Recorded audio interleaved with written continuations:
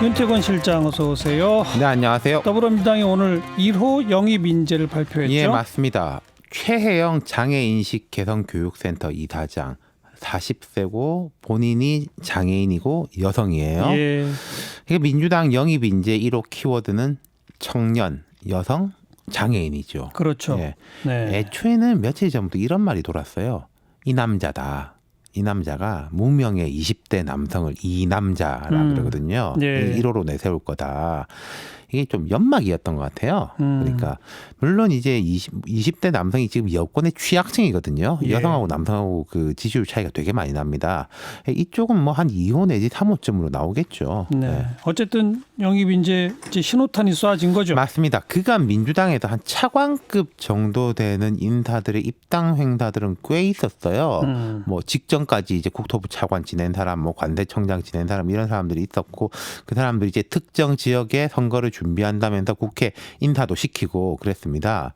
그때는 인재 영입이란 간판에 달지는 않았거든요. 네. 이해찬 대표가 직접 나오지 않았고 보통 윤호중 사무총장이 이렇게 인사시키고 그랬는데 오늘은 인재 영입이다. 그리고 1호다. 이렇게 신호탄을 쏘아 올린 거죠. 그리고 앞으로 계속 발표할 거라면서요? 맞습니다. 예. 매주 화, 목, 일요일마다 순차적으로 발표하겠다. 오늘이 이제 목요일이지 않습니까? 그러면은 일요일 날 2호가 나오겠죠. 예. 지금 한 총선 영입 인사가 한 15명 내지 20여 명 규모라고 하는데 보통 이렇게 정해놓으면요. 검증을 계속하기 때문에 조금 빠지기도 하고 막판에 또 괜찮은 사람 있다라고 하면 들어가기도 하고 그럽니다. 예. 그럼 화목일이면 일주일에 3번이니까 한 명씩 한다고 하면 한 4주, 5주, 뭐 한 달 반? 2월 중순까지 가겠다는 거겠죠. 예. 어떤 사람들을 영입하겠다고 예고했었죠? 그러니까 이해찬 대표가 앞서 이제 제시한 그 컨셉이 있어요. 첫 번째는 4차 산업혁명을 이끌 인재. 이쪽은 뭐 IT 기업가, 스타트업 기업가 뭐 이런 쪽 아니겠습니까? 또 뭐 대기업에서 일하던 사람일 수도 있는 것이고 두 번째는 독립운동가, 국가유공자의 후손.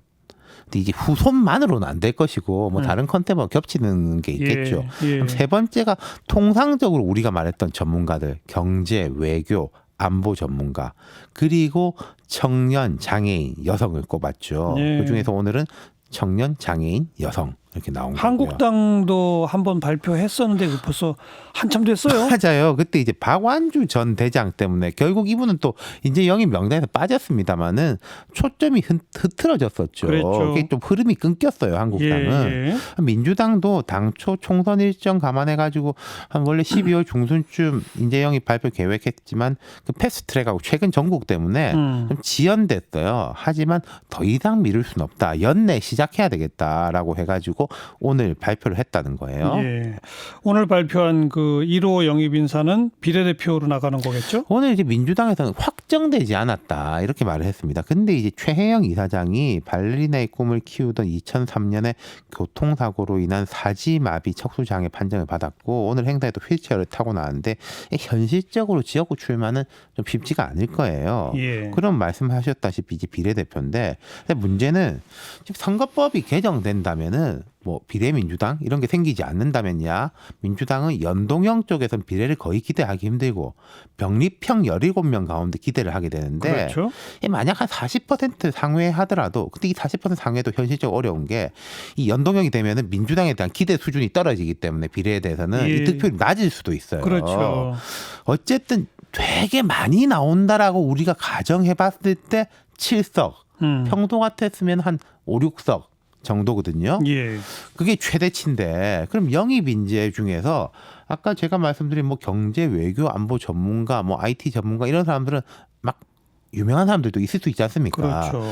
그런 사람들 빼고 정치적 배경이 없는 장애인, 청년, 여성 등을 배치하기에는 되게 빡빡한 거예요. 자리가 부족하네요. 그렇죠. 그럼 비례대표 말고 지역구의 전략 공천도 가능한가요?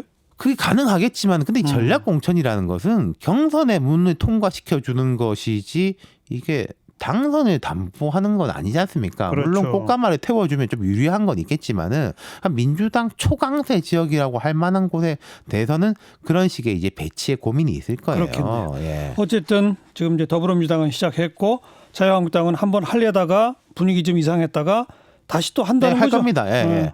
그러니까 제가 일단 민주당부터 말씀드리자면 지금까지 차관급 인사들 입당이 있었는데 뭐랄까 좀 거물급, 그러니까 이런 이제 최혜영 이사장 같이 이제 원석 뭐 숨은 진주를 캐내는 거 말고 그 사람 했던 사람 있지 않습니까? 뭐 예를 들어 김동연 전 부총리나 지금 홍남기 부총리 이런 사람들도 이름 나오지 않습니까? 예. 이쪽도 제가 좀 취재를 해보니까 교통 정리 좀 막바지에 달했다라는 거예요. 그러면 그 투트랙으로 가겠죠. 숨은 진주, 좀 유명한 사람 이렇게 예. 섞어가지고 아마 발표를 할 거예요.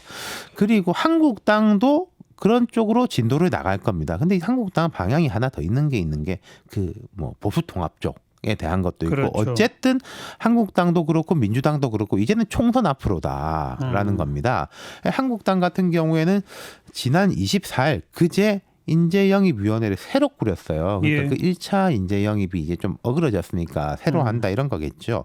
염동열 위원장이 재선으로 인재영입위원장을 맡았고 주로 이제 뭐 박대출, 윤상직, 최교일 이렇게 초재선으로 꾸려놓고 수석 부위원장은 불출마 선언한 김성찬 의원인데 여기들을 보면은 윤상직 의원은 장관 출신이고 최교일 의원은 검사장 출신이고 김성찬 의원은 해군 참모총장 출신입니다.